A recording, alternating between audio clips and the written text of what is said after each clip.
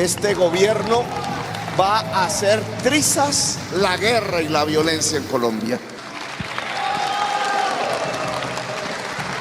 Bueno, bienvenidas y bienvenidos. Como lo habíamos prometido aquí en el tercer canal, habíamos hablado con Daniel Medellín, quien es el coordinador programático de la campaña Petro Presidente, Francia Márquez Vicepresidenta, y habíamos establecido un compromiso que el tercer canal iba a hacer todo lo posible por desarrollar, por contarles, pero sobre todo por hacer pedagogía de las propuestas que contiene el programa de gobierno de Gustavo Petro, que se llama Cambio por la Vida. Gustavo Petro, presidente, Francia Márquez, vicepresidenta. Y vamos a arrancar quizás con uno de los temas de más afecto, de más estudio y más polémico para el país, pero también, digamos, de más estudio y afecto para Gustavo Petro y la campaña presidencial. Se trata del tema del eje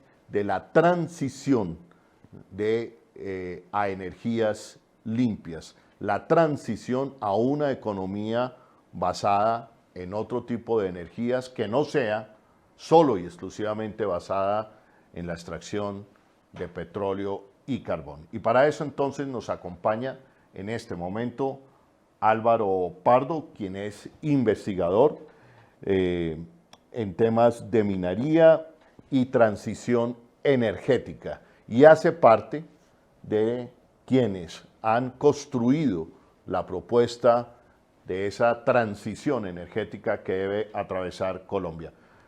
Álvaro, muy buenas tardes, gracias por acompañarnos aquí en el tercer canal.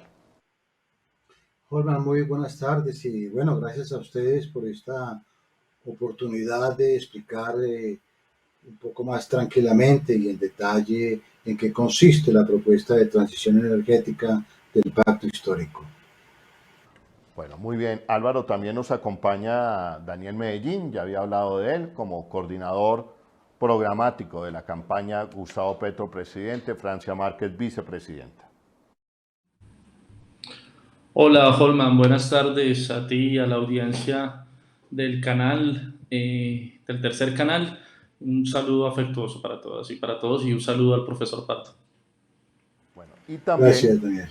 Y también voy a estar hablando intermitentemente con otra gran investigadora de estos temas, Jessica Vanegas Girón, también va a estar entrando esporádicamente y le voy a hacer en algunos momentos las mismas preguntas que le voy a hacer a Álvaro y a Daniel. Quiero empezar con Daniel. Usted como coordinador programático, Daniel, ¿cómo ha sido la construcción de este eje, del eje de transición energética? ¿Quiénes han participado? ¿Cuál es la importancia que le da a este eje Gustavo Petro? Bueno, esa es una gran pregunta, Holman, porque en particular esta propuesta de transición energética es una de las propuestas que nos pone en vanguardia, no solamente a nivel nacional, sino a nivel global, por la importancia que el candidato Gustavo Petro le ha dado a la crisis climática y a la urgencia de tomar acciones concretas, puntuales y urgentes. Y esto es una construcción que ha vinculado tanto a un grupo de expertas y expertos liderado, entre otros, por el profesor Álvaro Pardo, que nos acompaña en este espacio, sino también a las distintas comunidades, principalmente las comunidades de La Guajira y del Cesar, cuya actividad económica durante los últimos años ha dependido del carbón. Y ustedes, tú, Holman, eres consciente y testigo de que en estas comunidades pues no ha habido un progreso en términos de garantía de derechos, de superación de la pobreza, sino que todo lo contrario, ha habido una profundización en la violación de derechos y una profundización de la desigualdad y de la pobreza. Entonces, son estas comunidades también quienes, el profesor Álvaro, pues las conoce perfectamente bien porque ha trabajado históricamente con ellas, validan de alguna manera la necesidad y la urgencia de que Colombia haya una transición energética y que a pensar en una matriz energética movida por el sol, por el agua, más que por el petróleo y todos estos minerales generadores de gases de efecto invernadero. Muy bien, entonces tenemos ahí, digamos, como un contexto de dónde surge y para dónde va en parte esta propuesta, la propuesta energética, la transición energética que hace la campaña del Pacto Histórico, Gustavo Petro, presidente, Francia Márquez, vicepresidenta. Pero está el investigador, está Álvaro Pardo, quien nos acompaña, y vale la pena aclarar que esta transición propuesta por Gustavo Petro no se trata como han querido venderla, ¿no? Que hay que suspender ya la explotación de petróleo. Creo que de eso nunca ha hablado Gustavo Petro. Creo que Gustavo Petro, como también lo ha dicho en su momento Naciones Unidas, está planteando algo para donde va la humanidad, suspender la exploración de petróleo. Y aquí viene la tarea pedagógica, querido Álvaro, romper esos mitos, esas mentiras que han creado en torno a esta propuesta. Petro, por ejemplo, va a acabar con la exploración petrolera o va a acabar con Ecopetrol, como han querido vender y tergiversar esta propuesta. Sí, Holman, pues, muchas gracias por darnos esa oportunidad de aclarar este tema. Quiero empezar comentando que llevamos aproximadamente 6 meses trabajándole a esta propuesta, estudiando, mirando las cifras, interactuando con otros sectores, como el sector de macroeconomía, que hacen parte de los grupos diferentes que tiene el candidato, que tiene estudiando diversos temas. Empezamos mañana a interactuar con la parte ambiental también. Y es un tema muy complejo la transición, porque una palanquita que muevas en algún lado inmediatamente tiene muchísimos impactos en otros sectores. Entonces hay que ser muy cuidadoso para las propuestas que estamos diseñando, pero repito, llevamos 6 meses y nunca, absolutamente en ninguna parte se ha dicho que hay que acabar con el petróleo mañana, que hay que acabar con Ecopetrol. Por el contrario, si una cosa tenemos muy claro es que cualquier hagamos debe ser una propuesta responsable, responsable con la economía, responsable con el país, con los ciudadanos. De ninguna forma vamos a causar con esta propuesta de transición problemas a la economía. Esa no es la idea. No es cierto que estemos proponiendo acabar con el petróleo mañana. No sería racional en ninguna parte del mundo. Nadie puede levantarse mañana y decir, óigame, mañana los que tienen carro que se mueven con gasolina o ACPM o diésel, no sé, no lo puede sacar. Eso iría en contra de los derechos, el derecho a la propiedad de miles de personas que tienen ahí un vehículo. Entonces, sacar por decreto una cosa así, eso no es posible. ¿Qué estamos planteando? Estamos planteando que en la medida en que hay 2 temas muy importantes. En primer lugar, el mundo va a las buenas o a las malas, ¿cierto? En una transición que va dejando atrás los combustibles fósiles y a una mayor generación de energías limpias, eólicas, solar, incluso hidrógeno lo están impulsando muy fuertemente ahora, térmica, la energía de los mares, etcétera, ¿cierto? El mundo entero va. El Pacto de París nos muestra que allá es donde debemos ir. Colombia tiene unos compromisos ya, en el último COP fijó un compromiso importantísimo, reducir los gases de efecto invernadero en un 51% al 2030. Ese es un compromiso muy serio. Lo llevó Duque el año pasado a Glasgow y para nosotros es un compromiso muy serio. Pero hay otro determinante más importante todavía, y es que Colombia no tiene petróleo para más allá de 8.7 años. Entonces se trata de sincerar la información, de sincerar los hechos. Los últimos datos que tiene Ecopetrol es que las reservas probadas alcanzan para 8.7 años. Nosotros estamos planteando una transición de 15 años, porque no podemos abandonar el petróleo de un momento a otro. Estamos planteando desescalonar gradualmente la extracción y el uso de los combustibles fósiles, pero en esa misma medida tenemos que trabajar en un programa muy ágil de generación de energías renovables. Lo que ha dicho el candidato es que si llega a la Casa Nariño el 7 de agosto, como todos esperamos, ¿cierto? De ahí en adelante no se suscribirían nuevos contratos de exploración. Pero no pasa absolutamente nada. Colombia en este momento tiene 145 contratos de exploración suscritos que van a continuar, porque tampoco se trata de quitarle un derecho ya a las compañías que firmaron un contrato. Vamos a tener, ya lo dijo el presidente Petro, tienen contratos de exploración por los próximos 20 años, de manera que de ninguna forma va a trancar la exploración en Colombia, pero no se va a suscribir contratos de lo que ya comenté, pero esos compromisos internacionales ambientales. En segundo lugar, tenemos más crudo del que necesitamos para la sesión de 15 años. Bueno, muy bien, Álvaro, creo que ha quedado completamente claro y mucha atención. Esto me llama la atención. Te escuché 145 o 147 contratos de exploración activos en este momento durante los próximos 20 años, Álvaro. Sí, la Agencia Nacional se han suscrito ya, o hay suscrito 146 contratos de exploración, lo que significa que hacia adelante tanto Ecopetrol como las privadas van a seguir explorando. Pero escuché la semana antepasada al presidente hablando de que ellos tienen tantos contratos que 48, pueden ser 140, en los próximos 20 años van a seguir explorando. Y otra cosita que se ve, el tema de Ecopetrol es fundamental en la transición.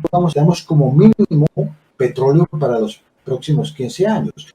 Lo que pasa es que hay que ir desescalonando su extracción, pero la Ecopetrol es la empresa de la transición, es patrimonio de todos los colombianos. Y una cosita más, Jorge, la extracción de petróleo no se va a cambiar a mediano plazo. ¿Por qué? Porque la industria petroquímica necesita derivados de combustibles que van a estar utilizando para generar los insumos que requiere la agricultura. De manera que tampoco ese tema de que vamos a acabar el petróleo, eso tampoco es cierto, no ha quedado dentro de la propuesta. Bueno, entonces, no es cierto que de la noche a la mañana se vayan a acabar los contratos de exploración de petróleo. Se hace un llamado a tener certeza en el relato. Colombia tiene, según el experto Álvaro Pardo, solamente petróleo para 8.7 años. Daniel, ¿a usted qué le ha tocado sacar adelante, poner en blanco y negro este programa de gobierno? ¿Cómo está viendo usted estos ataques continuos de tergiversar la realidad del programa de gobierno, concretamente en lo que tiene que ver con la transición energética? ¿Qué ha sido lo más difícil para usted?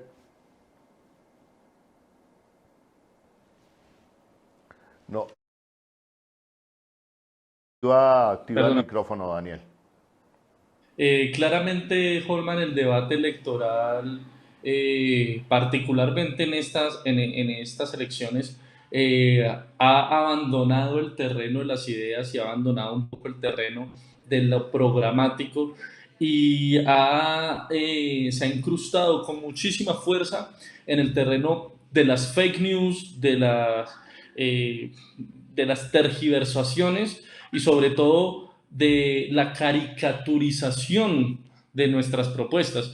Yo creo que algo que mantiene a Gustavo Petro, digamos, punteando las encuestas es que es el único candidato que está dando un debate programático. Y la respuesta tanto de los medios tradicionales como de los rivales, pero también del poder corporativo de este país, ha sido precisamente ese, el de tergiversar sus propuestas. Y eso ha sido un reto impresionantemente grande. Por eso digamos, el apoyo que nos brinda el tercer canal y ustedes para poderle comunicar a la ciudadanía nuestras propuestas con un carácter técnico, con una responsabilidad también política y técnica, pues es muy valioso, ¿no? Porque frente a esto han dicho un montón de cosas, por lo menos lo que acabas de decir. Hasta el mismo expresidente Álvaro Uribe ha dicho que Petro pretende acabar con Ecopetrol y generan unos miedos y unos ruidos en los trabajadores del petróleo y del carbón, que para nosotros ha sido todo un reto. Evidentemente nos supera en términos programáticos y ya nos pone unas tareas mucho más agresivas en términos comunicativos, porque pues a cada propuesta de Petro al siguiente día hay una tergiversación, ¿no? Entonces, se habla de expropiación cuando nosotros nunca hemos hablado de expropiar. Se habla de que Colombia es un gran país petrolero y que entonces la propuesta de transición energética de Petro es totalmente irresponsable cuando pues no es así. Y así con un montón de propuestas que en últimas, pues enhorabuena que tengamos estos espacios para que podamos tener la posibilidad de hablarle a la gente con mucha responsabilidad. Bien, Daniel. Ahora, Álvaro, otro mito que se ha creado. Primero le dicen al país que Colombia es un país petrolero, cosa que digo yo que eso no es cierto. Y como es un país petrolero, si se suspende la exploración, es lo que dicen, por el otro lado, y le agregan que va a acabar Ecopetrol, pues llegan a la conclusión, y este es el mito, que Colombia pues se quiebra porque Colombia vive de las rentas del petróleo. ¿Es esto cierto? ¿Cuál es la mentira allí? ¿Cuál es la trampa?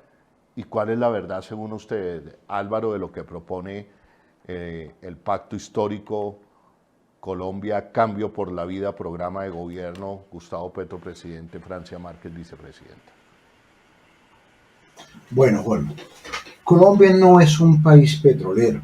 Nunca lo ha sido pese a los descubrimientos grandes de hace 30 años de Cruciana y Copiapó. Colombia es un país con petróleo. Y en los últimos 30 años no ha habido un descubrimiento de la importancia de estos descubrimientos por allá en los 80, ¿cierto? Se han descubierto algunos de 200, 300 millones de barriles que sirven apenas para compensar lo que el país consume en el año anterior. Pero que el país sea un país petrolero es afortunadamente un mito que nos han vendido, cual es increíblemente curioso que hayan expertos y economistas que insistan que la base del desarrollo podrá seguir siendo por mucho tiempo el petróleo. Yo creo que es todo lo contrario. Ahí están las cifras de Ecopetrol hasta 2021. Tenemos crudos probados por 8.7 años y gas probado para los próximos 10 años. Pero ¿qué vamos a hacer a partir de ahí? Seguimos esperando que se nos aparezca la Virgen y nuestro gran crecimiento, o obramos con responsabilidad, como se hace en esta propuesta. Pensar en no vamos a tener más circuito, necesitamos desarrollar otras fuentes de. Afortunadamente, eso es un país a los combustibles. Tenemos que empezar a hacer grandes cambios tanto en transporte como en la industria para que a través de otras energías sigan funcionando con el. Pero es una gran mentira y es incluso expresión irresponsable. Colombia es un país petrolero y que vamos a seguir viviendo en los próximos años con petróleo. De ahí que una propuesta razonable es desescalonemos realmente el petróleo, démonos 15 años para cambiar radicalmente la matriz energética del país, que el peso más grande tiene hoy la energía, que también pensar mucho sobre eso, ya tenemos sobre eso, pero que lo que hoy está a partir de combustibles fósiles, en 15 años se revierta la matriz, dentro de la matriz sean las energías renovables. Álvaro y Daniel, escúchenme un segundo. Vamos a hacer un pequeño corte aquí porque tu señal, Álvaro, se está entrecortando mucho. ¿Listos? 1, 2, 3. Bueno, Álvaro, hay otro mito, se nos ha dicho a los colombianos, no de ahora, de tiempo atrás, se nos dice que Colombia es un país petrolero, pero ahora con la propuesta que está haciendo Gustavo Petro de transición energética, entonces dicen, va a acabar Ecopetrol, van a suspender la exploración petrolera, eso quiere decir que, pues que no va a entrar las rentas que nos genera el petróleo y eso va a generar una crisis económica en Colombia. ¿Eso es cierto? Eso es absolutamente falso, eso no está contemplado dentro de la propuesta. Como les digo, la propuesta arranca de estudiar el país, de estudiar la realidad y de ser responsable con respecto a lo que se propone. Colombia nunca ha sido un país petrolero, ni siquiera cuando los grandes descubrimientos de Cusiana y Cupiagua. Colombia en el marco petrolero mundial es un país de producción marginal, ¿cierto? Entonces ahí tenemos que empezar a sincerar la propuesta. No somos un país petrolero, somos un país con petróleo. Llevamos 30 años buscando petróleo, llevamos 30 años esperando que se nos aparezca la Virgen para tener otro descubrimiento, otro yacimiento como Cusiana Copiagua y no ha aparecido. Llevamos millones de dólares haciendo exploración sísmica en Colombia y escasamente se han descubierto pequeños campos de 200, 300 millones de barriles que apenas compensan lo que el país consume en el año anterior, ¿cierto? De manera que lo que responsablemente tendríamos que hacer es pensar que no hay un descubrimiento importante, que pronto la Virgen no se nos aparece, no podemos seguir confiando el futuro a la buena suerte o a la mala suerte, sino que tenemos que actuar en consecuencia. No tenemos hidrocarburos para más allá de 8.7 años, cifras de Ecopetrol, y para 10.3 años para gas. De manera que ya la responsabilidad implica empezar a actuar proactivamente frente a ese hecho, ¿cierto? Y ese hecho es lo que nos lleva a pensar que tenemos que desescalonar gradualmente la extracción de hidrocarburos, ¿cierto? Acudir a otros hidrocarburos que tenemos, como son los crudos remanentes, que todavía en los campos ahí hay unas importantes reservas que todavía el país puede utilizar, ¿cierto? Pero en la medida en que se desescalona, que vayamos a ir agilizando ese programa de generación de energías limpias. Ahora, lo decía al principio, este es un sector muy complejo porque si uno toca un botón o una palanca, inmediatamente tiene reacciones en muchas otras dimensiones del país. Y como estabas comentando, Holman, obviamente esto va a tener un impacto sobre la balanza de pagos, la balanza comercial, los ingresos fiscales, las regalías, pero todas esas cosas ya las tenemos contempladas, las hemos ido estudiando. Si dejamos de exportar petróleo, pues obviamente van a caer las divisas por exportación de petróleo, pero entonces desde ya, de todas formas, en cualquier momento no vamos a poder exportar petróleo.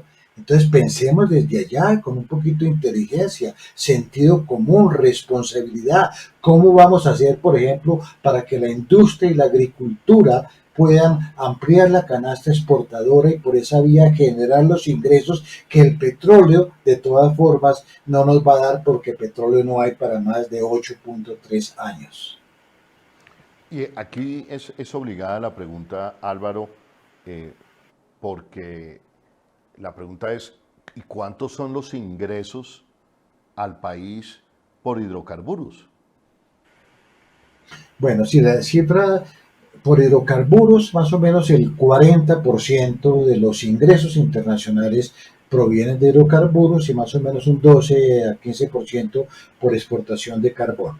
El carbón hay que también verlo por aparte porque es un tema mucho más importante. El carbón es el combustible más sucio y ahorita pasamos por una coyuntura de buena demanda, pero no creemos que esa coyuntura vaya a durar más allá de 2, 3 años. De manera que en carbón la desactivación de ese sector va a ser mucho más rápido, no porque el país quiera, porque el mercado internacional simplemente nos está diciendo, hombre, no vamos a comprar más carbón, tenemos otras fuentes, hidrógeno, mini plantas nucleares, pero además hay un avance muy importante en energías renovables. Entonces la gran pregunta es esa y la gran preocupación, y es válida, ¿qué vamos a hacer para reemplazar ese 40% de ingresos que provienen por la exportación de hidrocarburos? Entonces ahí el tema es el mismo. Tenemos hidrocarburos para los próximos 8.3 años. Son cifras de Ecopetrol, no son cifras de la campaña de Petro, del pacto histórico. Entonces, actuemos con responsabilidad. ¿Cómo vamos a reemplazar esas divisas que provienen por exportación de hidrocarburos? Entonces, primero, no estamos diciendo que se deje de exportar mañana. Estamos hablando de que en 15 años desescalonamos, pero pueden haber excedentes que se pueden exportar. Hay contratos que hay que cumplir, ¿cierto? No los podemos tampoco eliminar porque mañana eso revierte en una demanda contra el país y nos va peor. Entonces, va a continuar exportaciones de petróleo por los próximos 15 años. La idea es que cada vez va a ser menos, pero que podamos diversificar en el entretanto la canasta exportadora. Y ahí entra en juego otro tema fundamental, el tema de la industria, el tema de la agricultura. Realmente en cualquier país la agricultura y la industria son los sectores reales que sostienen las economías, son las verdaderas fuentes de generación de riqueza, de ingresos, de divisas, de empleo. Nosotros lo abandonamos cuando nos metimos en este programa de globalización por allá en los finales del presidente Barco y comienzos de Gaviria. Pues hay que volver a eso, porque la única forma de construir una economía sostenible no es basada en los combustibles fósiles, es basada en el desarrollo de su industria, de su agricultura, con importantes inversiones en ciencia y tecnología y inversiones, por otro lado, pues que tengan que ver con el bienestar de la sociedad, salud, educación, etcétera. Eso es todo el programa que estamos proponiendo, Holman. Daniel, tú hablabas sobre el ingreso realmente, el ingreso fiscal realmente bajo de hidrocarburos. ¿Es esto cierto, Daniel? Por Sí, concepto es de lo que hidrocarburos. quisiera también preguntarle al profesor Pardo, porque entiendo que el 40% que menciona es como el ingreso por exportaciones totales, quizás, del país, o ingreso de divisas, pero el ingreso fiscal, profe, porque realmente incluso la contribución al PIB de la explotación de minas y canteras son realmente bajos con respecto a otras digamos, áreas o otras actividades de la economía. Y el ingreso fiscal particularmente, por la cantidad de gabelas y de beneficios tributarios que tiene el sector extractivista en Colombia. Ponente, pues, no es que, digamos, sea el sector que aporta a la financiación de los presupuestos públicos. Sí, correcto. Y si me permites, Holman, para complementar la respuesta de Daniel, es que cuando uno revisa los ingresos de la nación por concepto de impuesto de renta, uno encuentra varias cosas muy importantes y de las cuales el gobierno nacional, ni las empresas, ni los gremios del sector les gusta hablar. Pero ahí están las cifras, en la DIAN están las cifras. El año pasado, el sector de hidrocarburos generó 4.5 billones de pesos por impuesto de renta. Eso comparado con 120, 130 billones de pesos que le ingresan al país por impuesto de renta de personas naturales y personas jurídicas, es el 1.5, 2% del total. De manera que ahí de decir que es que este sector es muy importante en generación de impuestos de renta, no lo es. Y las mismas cifras de la DIAN lo desmienten, ¿cierto? Son mucho más importantes otros sectores que pagan impuestos de renta, no sé, comercio, industria, etcétera. Ahora, lo que se cobra no es nada de lo que se debería cobrar, porque como comentaba Daniel, los beneficios tributarios son gigantescos en Colombia. ¿cierto? Y la tasa efectiva de tributación se reduce, especialmente en el sector financiero, en el sector industrial y en el sector de minería y de hidrocarburos. Entonces, lo que pagan es mucho menos de lo que deberían pagar como consecuencia de todos los beneficios tributarios. El carbón es peor, en minería es peor. El año pasado pagó menos de 0.7 billones de pesos, ¿cierto? Por concepto de impuesto de renta. 0.7 billones, 700.000 millones de pesos por impuesto de renta. Eso no alcanza ni siquiera para atender los gastos de funcionamiento del Ministerio de Minas. De manera que sinceremos la información. Estos no son sectores que generen grandes ingresos para la nación. Ahora, una acotación importante. De los 4.5 billones de pesos que genera el sector de hidrocarburos por impuesto de renta para la nación, entre el 75 y el 80% de esos recursos los genera Ecopetrol. Y Ecopetrol va a seguir como empresa del Estado y de todos los colombianos. Es una empresa mixta, pero el gran aportador, ¿cierto? El gran aportante de renta de hidrocarburos para la nación se llama Ecopetrol, por concepto de impuesto de renta, de dividendos, de regalías. Entonces, eso lo estamos defendiendo, eso está en el programa. Ecopetrol no se va a acabar y hemos ido un poco más allá incluso. Hemos dicho, Ecopetrol es la empresa que va a acompañar la transición y ojalá sea la próxima empresa generadora de energías limpias. Y de hecho Ecopetrol ya se está metiendo en energías limpias. Entonces, hombre, defendamos nuestro patrimonio y defendamos los sectores y las empresas que de verdad le generan recursos a la nación, que en este caso es Ecopetrol. No son ni las empresas privadas ni las grandes mineras del carbón. No, es Ecopetrol el que genera recursos fiscales para la nación. Álvaro, me sorprende el dato de los fiscales de la minería privada en Colombia. Es decir, usted está diciendo 7 billones anuales.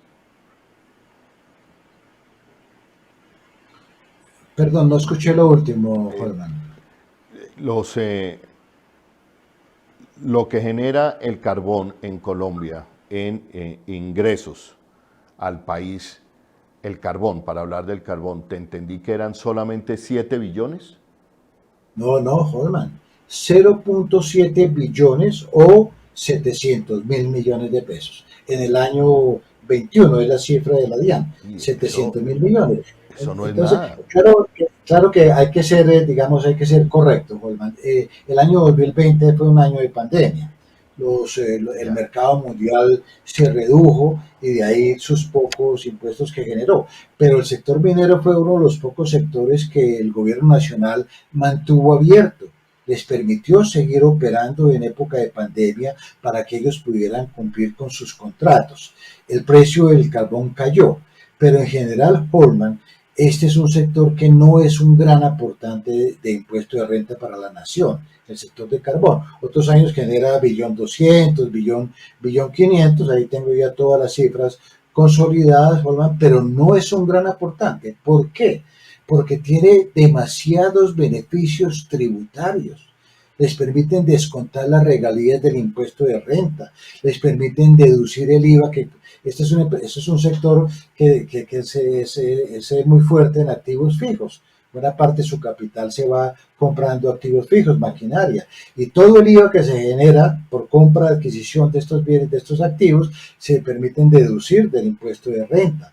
Deducen todo lo que le giran a las fundaciones, deducen lo que les giran a las campañas, ¿cierto? Etcétera. Podría hablar de muchísimos beneficios que tienen, pero esos beneficios hacen justamente que la tasa efectiva de tributación se reduzca, sea del 2-3%, apenas cuando la tasa nominal de tributación está en 32-33%.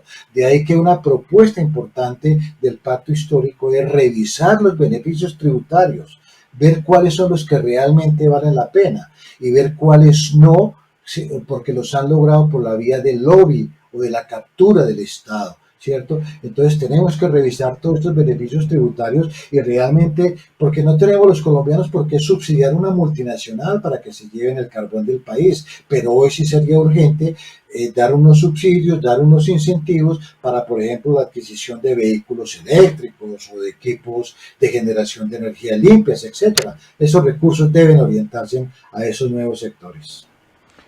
Permítanme, Daniel y Álvaro, hacer una pausa aquí, porque si bien es cierto hemos venido desbaratando mitos, yo creo que aquí el mito sí es una verdad. El mito, pues, también uno lo escucha, que los impuestos de renta a la gran empresa privada de extractora de minerales en Colombia son nada. Es decir, se llevan unas grandes riquezas y al país al final no le queda nada. Venimos escuchando eso desde la masacre de las bananeras, desde el siglo XIX, bueno, desde la conquista, se llevan todo y nosotros nos quedamos con los huecos, con el desastre ambiental. Eso es cierto al final del día, por esta cantidad de beneficios tributarios. ¿Tienes alguna cifra, por ejemplo? El oro exportado yo creo que ya esa cifra debe existir, en el 2021, frente a los impuestos de renta que nos dejó la extracción de oro en Colombia, por ejemplo. ¿O tienes alguna cifra así?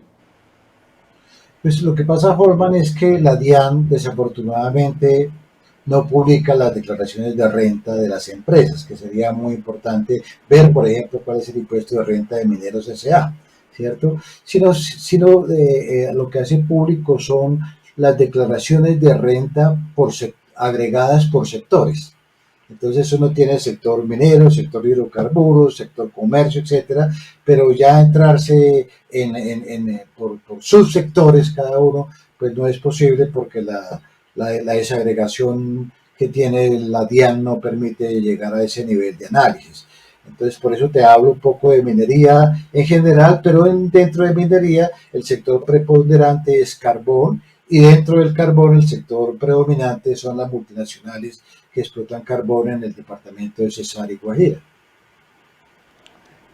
Daniel, Álvaro dice que una de las propuestas importantes del gobierno progresista de transformación nacional es precisamente revisar los beneficios tributarios. ¿Cómo estamos en eso en el programa de gobierno? Bueno, Juan, precisamente esa es otra de las propuestas que han tergiversado nuestros rivales y malquerientes, porque Petro, cuando ha dicho que nuestra reforma tributaria estaría puntualizándose frente digamos, o mejor, estaría teniendo como objetivo ponerle los impuestos que deberían pagar los 4.000 personas más ricas de este país, es precisamente en la vía de desmontar la multiplicidad de beneficios tributarios que se le han venido otorgando a las personas jurídicas y naturales más ricas del país, entre esas, por supuesto, las del sector extractivista y financiero, que son, digamos, los sectores de la economía que más se han beneficiado de este tipo de gabelas tributarias, exenciones, descuentos, etcétera. Lo que decía el profesor Álvaro Pardo, o sea, nos dicen el país va a tener menos regalías, pero resulta que la reforma, el estatuto tributario les permite descontar las regalías del impuesto de renta. Entonces no estaríamos perdiendo nada, finalmente no están pagando el impuesto de renta que deben pagar. Nuestra propuesta tributaria entonces está encaminada en derogar la cantidad de beneficios tributarios que se han venido entregando con un principio digamos, de estudio de cada uno de esos beneficios para saber cuáles son sus efectos sobre la economía, ¿verdad? Porque entendemos que hay sectores de la economía a los cuales hay que potenciar mediante beneficios tributarios, pero siempre que esos sectores tengan una retribución en términos de generación de empleo y en términos de generación de riqueza. Pero resulta que particularmente los sectores que más tienen beneficios tributarios, que son el sector financiero y el sector de la explotación de minas y canteras, son las que menos generan empleo en el país. Y estas cifras nos las ha presentado el profesor Álvaro Pardo. Del 100% del empleo que se genera en Colombia, el sector de explotación y minas y canteras tan solo genera el 0,9%, o sea, ni siquiera el 1%, no alcanza a generar el 1% del empleo total que se genera en Colombia. Entonces, estamos generándoles, como usted bien lo concluía, estamos renunciando, el país está renunciando a un ingreso fiscal importante, y esa renuncia debería tener una contraprestación, por lo menos en la generación de empleo, pero tampoco. Entonces lo que está pasando es que se llevan la riqueza, como usted bien lo dice, nos dejan el hueco, nos dejan las afectaciones ambientales, no generan empleo, no generan riqueza en la nación, pero sí un hueco fiscal y un hueco financiero, aparte pues de todos las externalidades en términos sociales que dejan estos sectores. Nuestra reforma tributaria tiene digamos, esa voluntad y apunta a corregir esas distorsiones, pero además también apunta a que podamos consentir, si se quiere de alguna manera, sectores de la economía que sí generan empleo y que nos van a ayudar en nuestra lucha contra el cambio climático. Muy bien, Daniel. Ahora vamos a pasar a otro mito que han tejido, creado sobre la base de la propuesta de la transición energética que hace Gustavo Petro y Francia Márquez. Dicen, la transición energética de Petro encarecerá la gasolina porque esta es subsidiada con las utilidades de Ecopetrol que se verían reducidas. Es decir, más cara la gasolina. Ese es el otro mito. Álvaro, ¿qué se responde frente a eso? Pues mira, Wolfman, el Estado tiene un fondo que subsidia a la gasolina, fondo que entre otras cosas hoy está quebrado, ya se gastó en todos estos años esa plata de ese fondo y hoy está en déficit, ¿cierto? Se subsidia ciertamente, pero la idea del programa es que en estos 15 años que estamos hablando de transición, se vaya desestimulando el uso de vehículos que se mueven a gasolina y vayamos generando políticas para la importación, incluso, ¿por qué no?, el ensamble y el montaje de vehículos eléctricos en Colombia, pero todavía más allá, que podamos avanzar a sistemas masivos de transporte eléctrico, sistemas de carga eléctrico, volver a los trenes eléctricos, etcétera, que uno puede en la ciudad ya no necesitar un carro, sino se puede uno movilizar en sistemas confiables, confortables y sobre todo que no contaminen. En ese sentido, pues el tema de la gasolina, que no se lo inventa en este gobierno, sino que ya viene de antes, el tema de los subsidios a la gasolina, pues tenemos que empezar a corregirlo por esa vía, de ofrecerle a los ciudadanos mejores sistemas de transporte eléctrico, otro sistema limpio, que desestimule el uso de los carros, que descongestione las vías, que reduzca las emisiones de contaminantes y los gastos en salud, que también son gigantescos generados por estos problemas de contaminación. Entonces, pues gasolina va a seguir habiendo, depende de los precios, aunque ya cada vez están menos amarrados los precios, suben los precios y en Colombia los subsidiamos, y eso es jugar de una forma suicida con la economía, porque habrá que sacar más recursos para subsidiar la gasolina, pero la idea es esa, dejar de subsidiarlos y simplemente crear estímulos para que los ciudadanos transiten a otras formas de movilizarse, pero muy importante aquí el sistema de transporte masivo, confortable y confiable para los ciudadanos. En esa lógica, querido Álvaro y querido Daniel, ¿cuánto daño nos ha hecho el modelo Peñalosa? ¿Y cuánto daño nos hizo detener el modelo de metro subterráneo para la ciudad de Bogotá, que venía digamos, el paquete venía con 4 trenes de cercanías y el ingreso, digamos, a una movilidad multimodal en la ciudad de Bogotá. ¿Cómo ven ustedes? Ustedes han tratado, y perdónenme que lo saque por un lado del tema de fondo, pero ustedes han logrado medir Colombia cuándo va a llegar a un transporte multimodal, es decir, cuándo vamos a llegar a la conciencia de exonerar de impuestos a los vehículos híbridos, a los vehículos eléctricos, cuando prácticamente la movilidad pública del país está hecha a base del negocio de Transmilenios, es decir, de la movilidad a base de gasolina, de diésel, y que hay unos intereses aquí muy fuertes para que eso no cambie. Se había puesto una fecha que al 2030, y el 2030 ya es muy tarde, 2030, 2040, en fin. Sobre ese aspecto, Daniel y Álvaro. Adelante, Daniel, si quieres.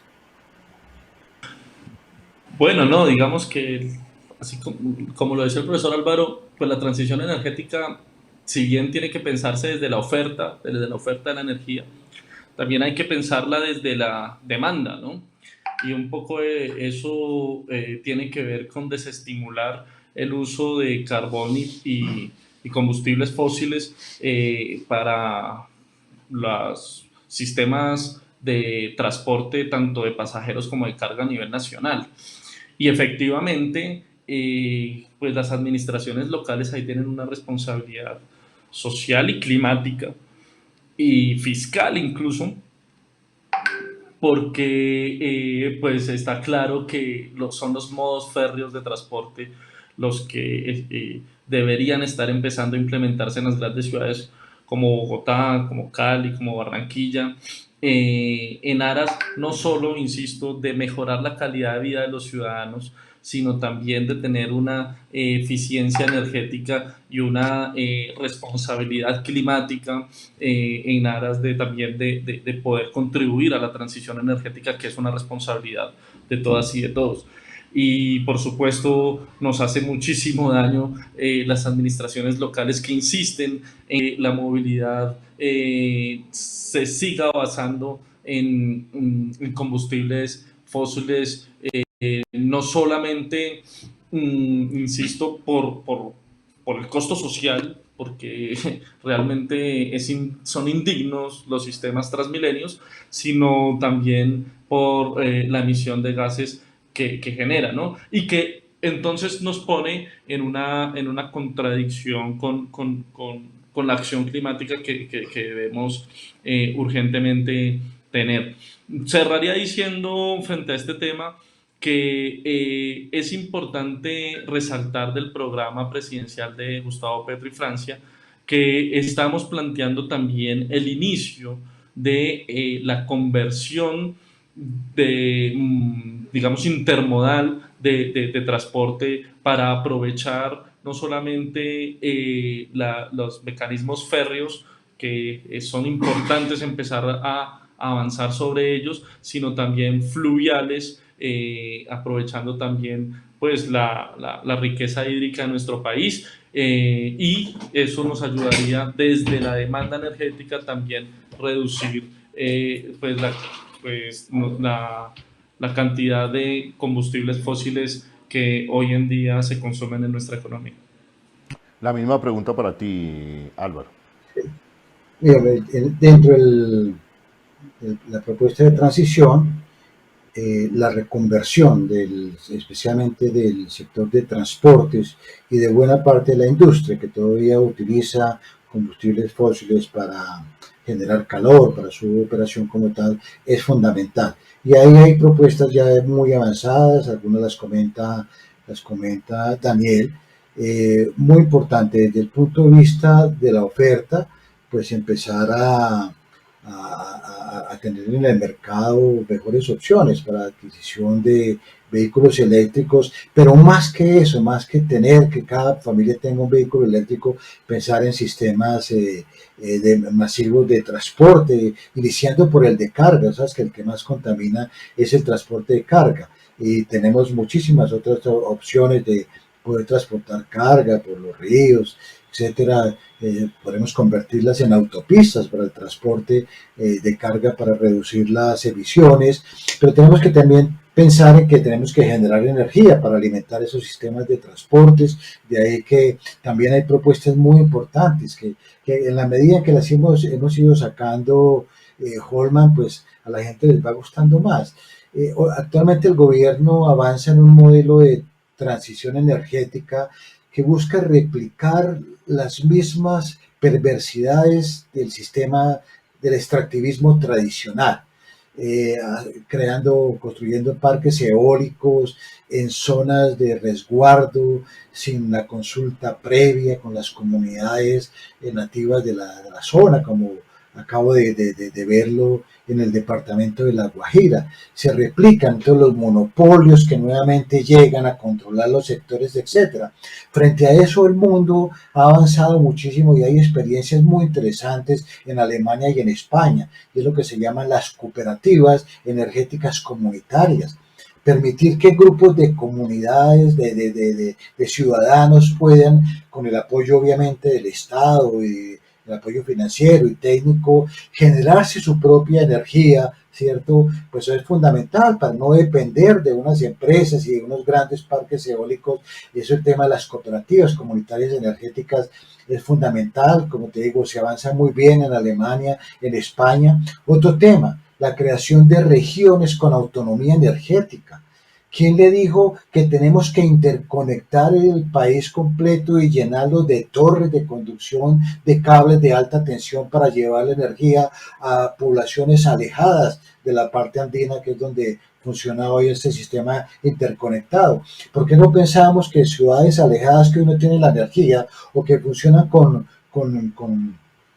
motores que hay que transportar diésel y apenas le dan energía 6, 8 horas a una población o menos, esas poblaciones puedan, con el sol, con el agua, con el viento, con hidroeléctricas a ras de agua, etcétera, ¿cierto?, generarse su propia energía?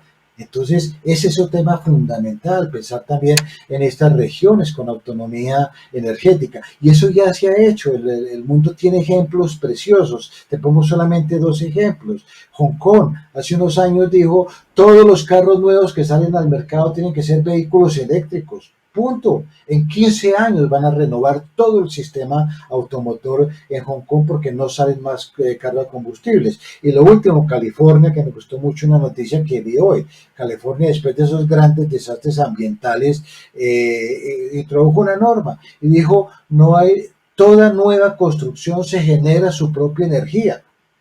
Mira, se quitó de encima el problema del agua ese que se le seca, la generación que se le seca. Y hoy hay una noticia, hoy hubo un pico de generación de energía renovable. El 97.3% de la energía que se utilizó ayer en el estado de California fueron energías renovables. Y lo pudo hacer en menos de 5 años. Entonces, habiendo experiencias internacionales tan valiosas, ¿por qué tenemos que seguir trabajando en lo mismo, en replicar el extractivismo fósil, ahora replicar el mismo esquema en la generación de energías renovables?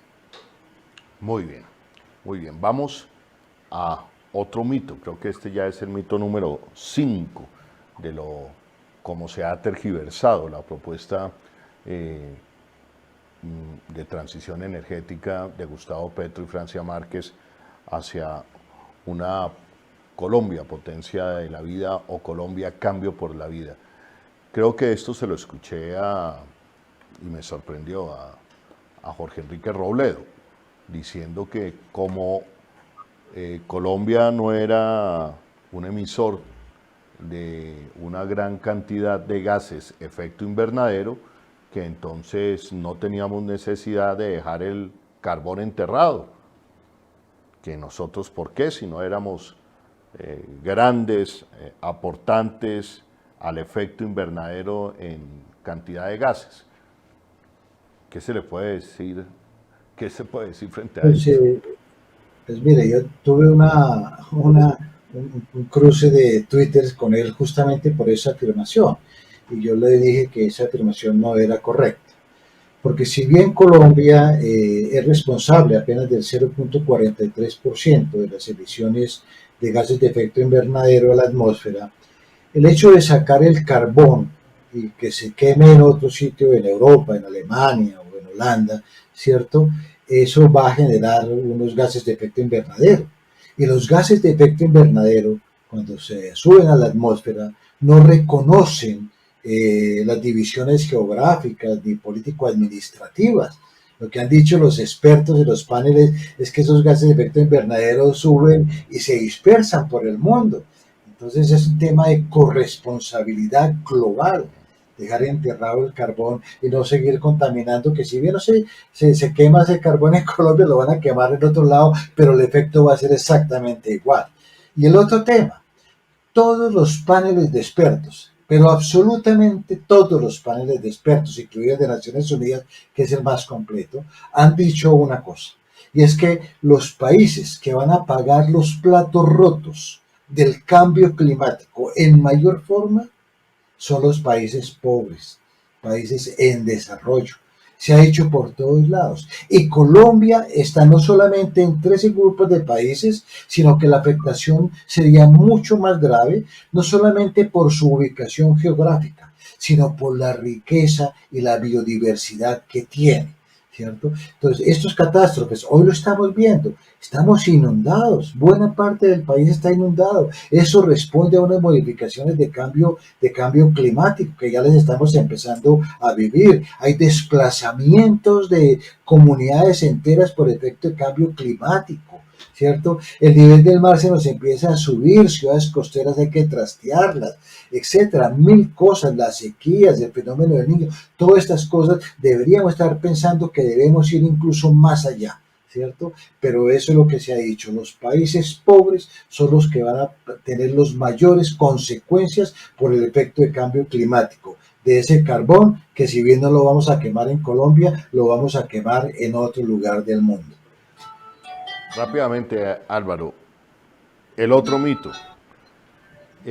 Sin carbón se pondrá en peligro el suministro de energía en algunas regiones del país, como aquellas que viven del carbón. Se va a someter, digamos, a los trabajadores del Cerrejón, a la pobreza.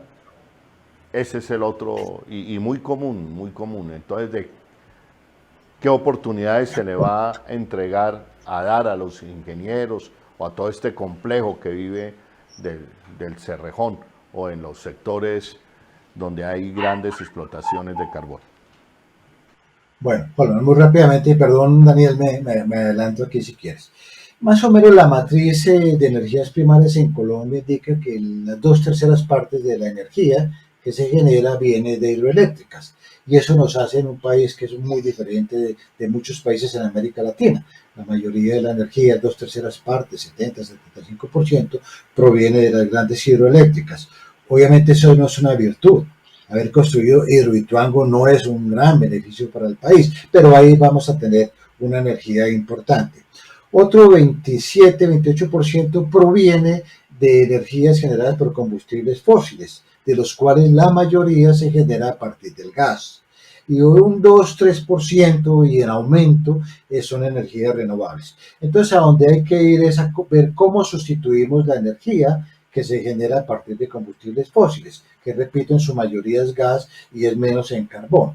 Una cosa que podríamos hacer muy rápidamente es que no utilicemos carbón y que ese carbón, que esa energía que se genera con carbón, rápidamente sea reemplazada por energías renovables. Eso es plan de gobierno incluso, y es simplemente acelerar ese plan para que hayan mayores energías y no volver a utilizar energías con base de carbón, con un ingrediente adicional. Ese carbón, esa energía que se genera con carbón, es una energía que es costosa y entonces muy poco entra en la distribución de las energías diarias. de manera que muchas de esas térmicas o algunas de esas térmicas permanecen apagadas, pero los colombianos le pagamos una cosa que se llama cargo por confiabilidad para que se mantengan pendientes y generen en cualquier momento. Entonces hay termoeléctricas que nunca se prenden, pero a ellos les pagamos por mantenerse ahí pendientes del día en que no haya suficiente energía puedan generar.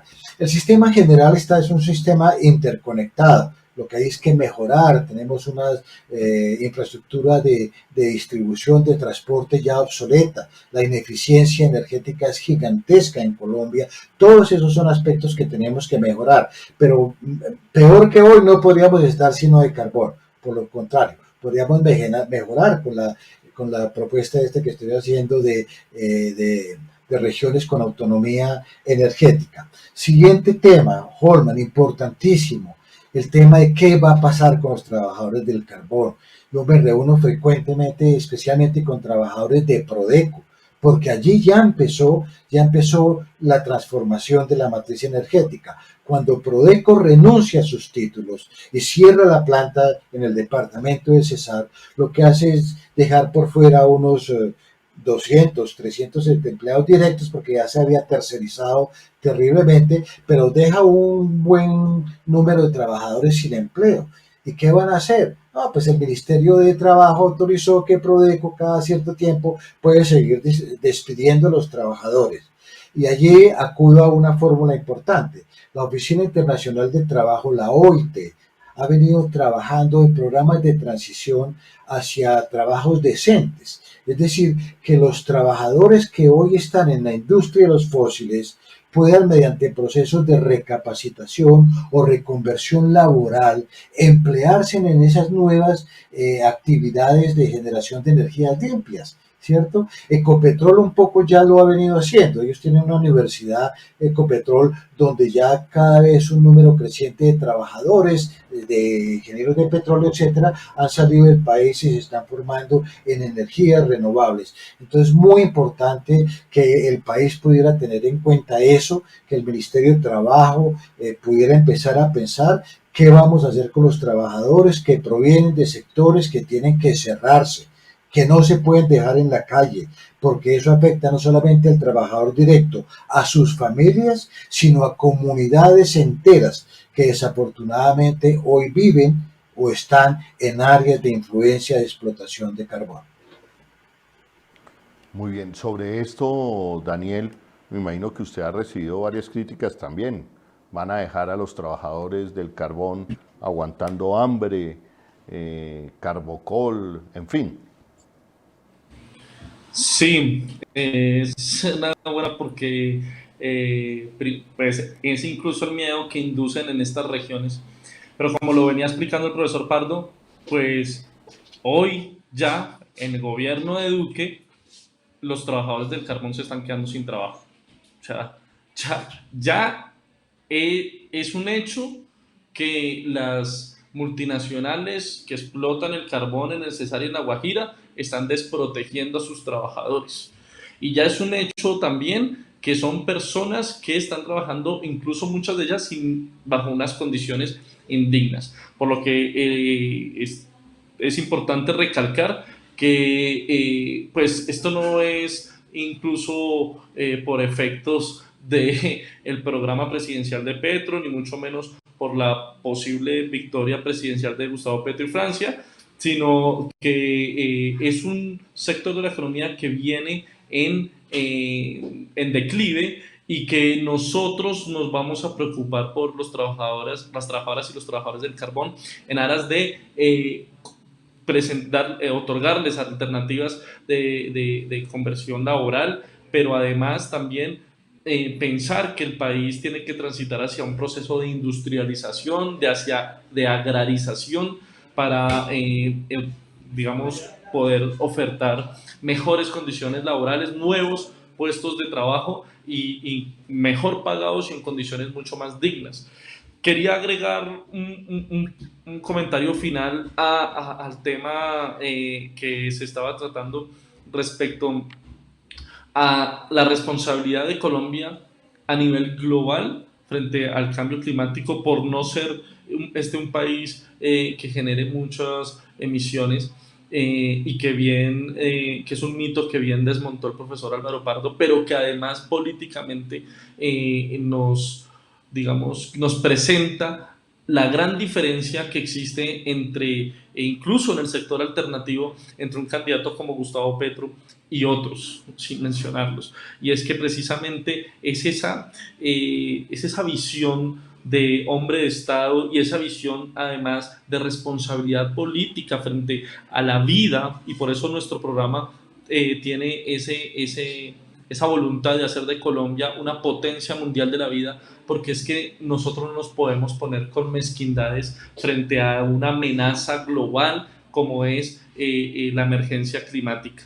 Quedarse de manos cruzadas y ser tibio frente a una emergencia, frente a una crisis climática, pues no se conduele con los efectos que esto tiene sobre las poblaciones más pobres y más marginadas del país, y un gobierno que se llame progresista no podría criticar ni mucho menos tergiversar una propuesta de transición energética urgente y responsable como la que estamos presentando.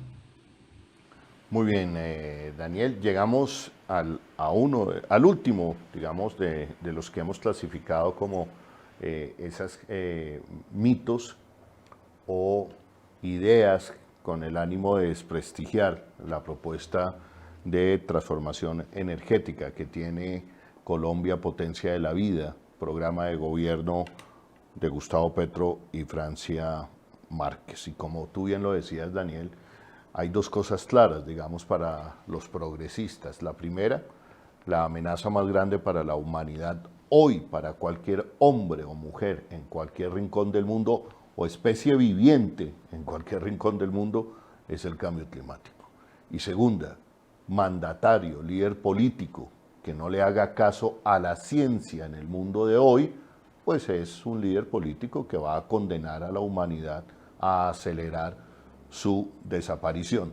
Por eso creo yo que Gustavo Petro acertadamente hoy le propone no solamente a Colombia, al mundo, plantearse la disyuntiva entre política de la vida o política de la muerte.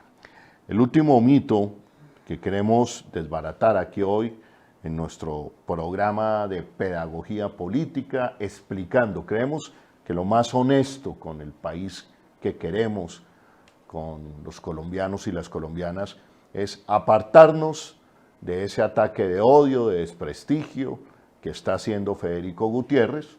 Lo único que tiene es atacar a Petro. Nosotros respondemos con ideas y con propuestas al país.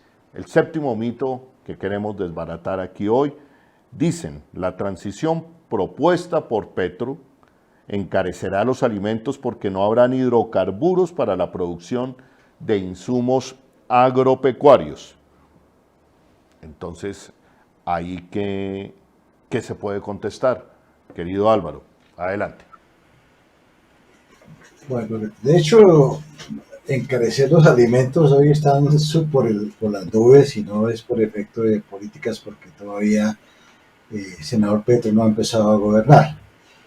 Pero sí lo que está pasando nos hace pensar muchísimo en que esa dependencia de los hidrocarburos está afectando otros sectores de la economía y que es necesario empezar con acciones que reduzcan justamente esa dependencia, que es lo que se está haciendo a través de la propuesta de transición energética. Me imagino que el tema se refiere a que si no hay hidrocarburos entonces no hay fertilizantes y que ahora que Ucrania y Rusia están en guerra, entonces los fertilizantes se encarecen. Y eso nos lleva justamente a pensar en otras cosas, en otros tipos de fertilizantes, en otra forma de trabajar el campo. Lo hicieron nuestros antepasados mucho tiempo, con fertilizantes naturales, etcétera. Hay una empresa ahí que se llama Monómeros que podría rápidamente empezar a producirlos, o en otras empresas, ojalá el Estado empezara a producir los fertilizantes. Por eso decía al comienzo, Holman, los hidrocarburos de todas formas no se van a terminar. Vamos a requerir una parte mínima de lo que estamos produciendo, pero la idea es que a través de industria nacional se puedan empezar a generar todos esos insumos que requiere no solamente la agricultura, sino también la industria, para que otras formas más armónicas con el ambiente y sin depender de los hidrocarburos se puedan producir y llevar a la industria y a la agricultura. Entonces, eso obviamente pues no es cierto, pero hay que pensar en políticas industriales importantes. Holman, quisiera antes de terminar que me dejaras hacer 3 apuntes muy pequeñitos que no se nos vayan a pasar porque son importantes. Otro mito importante que dice es que si no hay hidrocarburos, entonces no hay regalías y entonces las regiones se empobrecen. Eso tampoco, digamos, tampoco es cierto. Si bien las empresas pagan unas regalías que son importantes para los municipios, porque no tienen otras fuentes de ingresos, ¿cierto?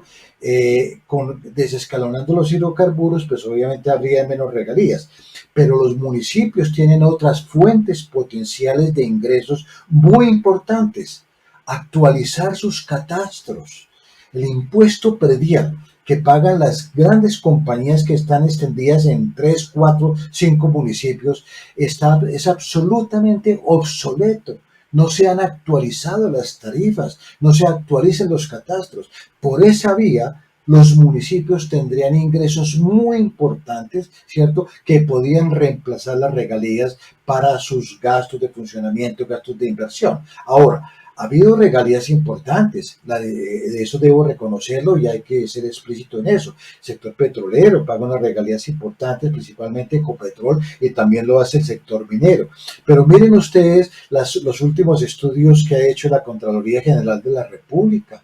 Cambiamos el sistema de regalías y el bienestar de las comunidades no se transformó. No hicimos nada con ese cambio a la Constitución que hubo en el 2011, cuando se entregó un acto legislativo que modificó la forma como se distribuyen, no como se liquidan, como se distribuye, pero la misma liquidación ya es obsoleta. Tengo aquí un cuadro que muestra el índice de necesidades básicas insatisfechas de los principales municipios productores de carbón en el país.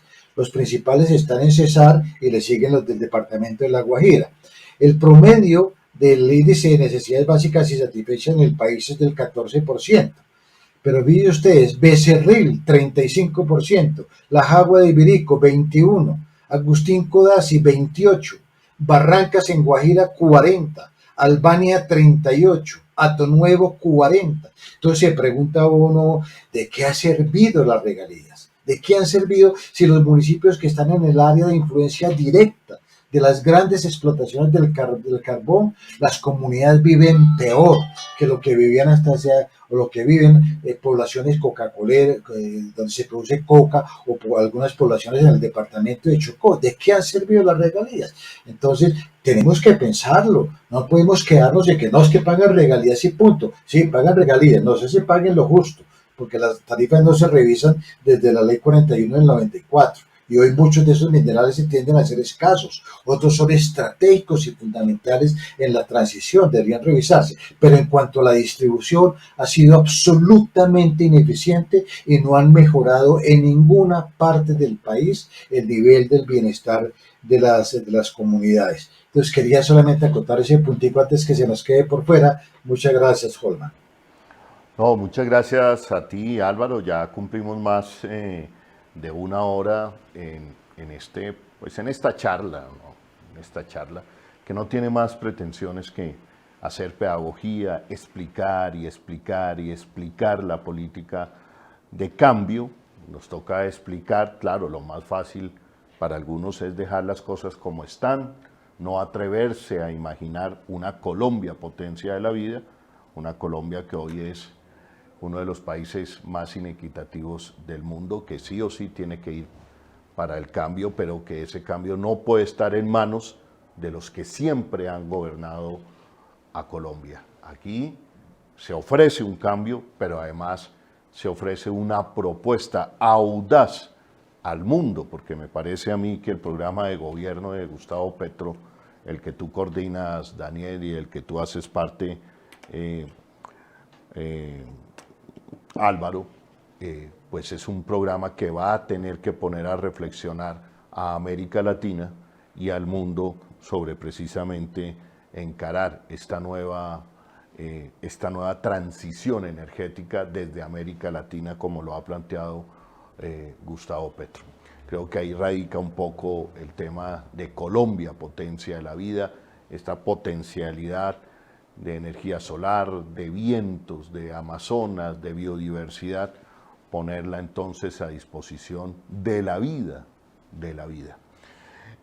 Daniel, te doy las gracias, Álvaro, por este tiempo y le voy a conceder la palabra a Daniel para que concluya nuestra primera charla pedagógica, por así denominarla, sobre el programa de gobierno Colombia, Cambio por la Vida, de Gustavo Petro y Francia Márquez. Adelante, Daniel, y a ti, Álvaro, por supuesto, muchísimas gracias por el acompañamiento el día de hoy.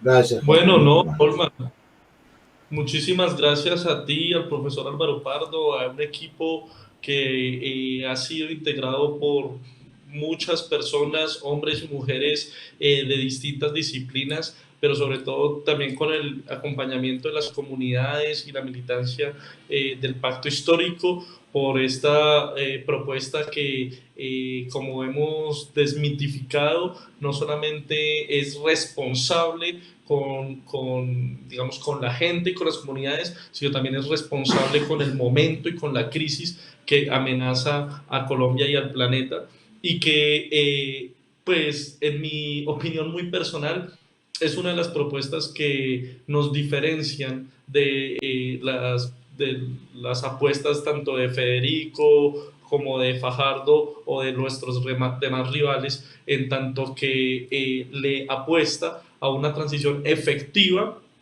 para dejar nuestra dependencia del carbón y del petróleo, y que está acompañada, y en los siguientes programas sus televidentes se darán cuenta, está acompasada también con una transición agroalimentaria, en nuevas formas de producción de alimentos, también en una potencia de la industria nacional, también unas nuevas, como lo decía el profesor Pardo, nuevas formas también de producir alimentos que no tengan también que depender de la extracción de combustibles fósiles o de insumos de origen fósil, y que a medida que avancemos en estos programas, pues la gente se va a dar cuenta no solamente la apuesta política, social y económica del programa, sino que realmente cuando decimos que Colombia puede ser una potencia mundial de la vida, es porque tenemos todo para hacerlo y lo vamos a lograr en el gobierno.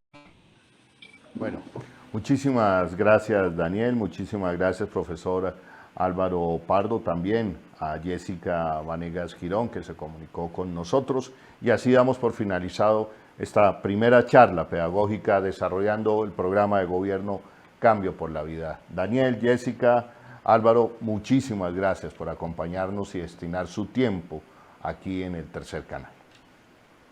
Bueno, muchas gracias a ustedes, buena tarde. Este gobierno va a hacer trizas la guerra y la violencia en Colombia.